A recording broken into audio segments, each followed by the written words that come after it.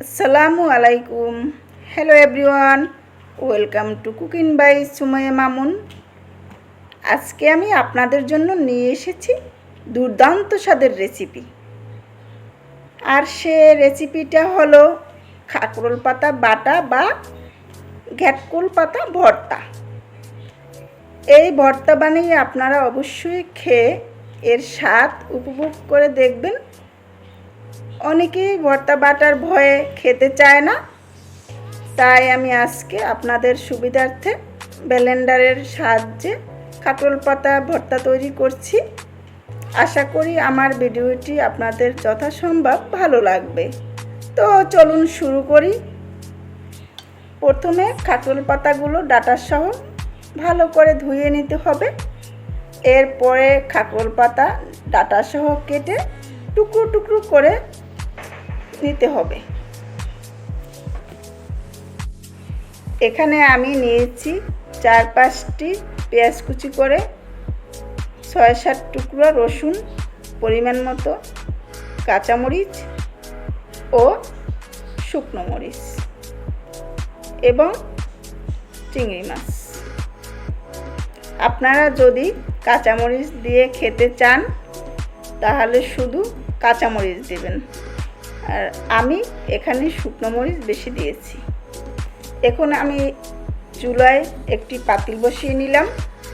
প্রথমে অল্প পরিমাণ সরিষার তেল দেব। এরপরে পেঁয়াজ কুচিগুলো ভালোভাবে ভেজে নেব। পেঁয়াজ কুচিগুলো যখন সফট হবে তখন তুলে নেবেন। এখন রসুনগুলো তেলে ভালো করে ভেজে নেব। তারপর কাঁচামরিচ ভেজে নেব।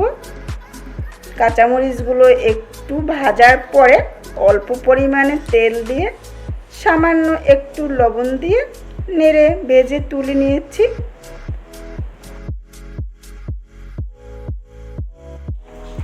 তারপর চিংড়ি মাছ দিয়ে নেড়ে নিচ্ছি।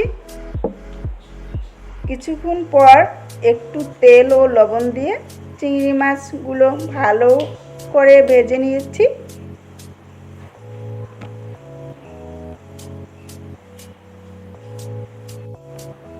এবার কাঁকরোল পাতা পাতিলে দিয়ে নেড়ে নেব। কিছুক্ষণ পর দেখবেন পানিটা একদম শুকিয়ে যাবে।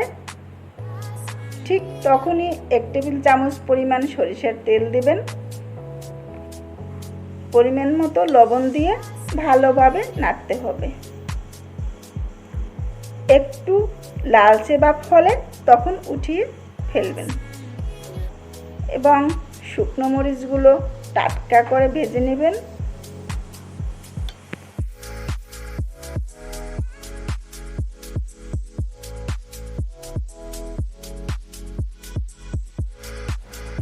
এখন আমি ব্লেন্ডারের জাগ নিলাম।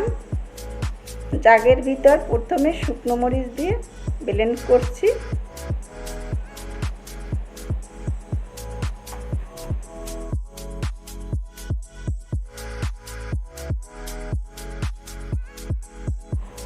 তারপর চিংড়ি মাছগুলো ব্লেন্ড করলাম।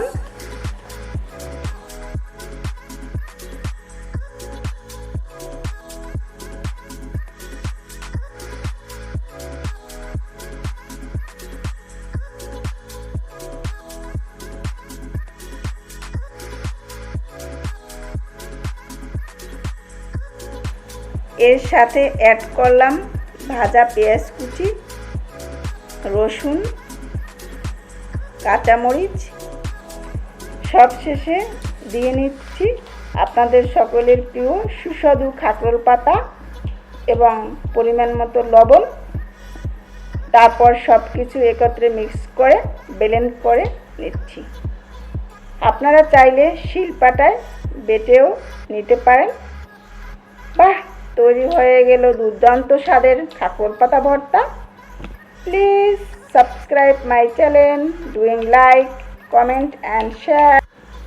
Thanks to everyone. Allah Hafiz.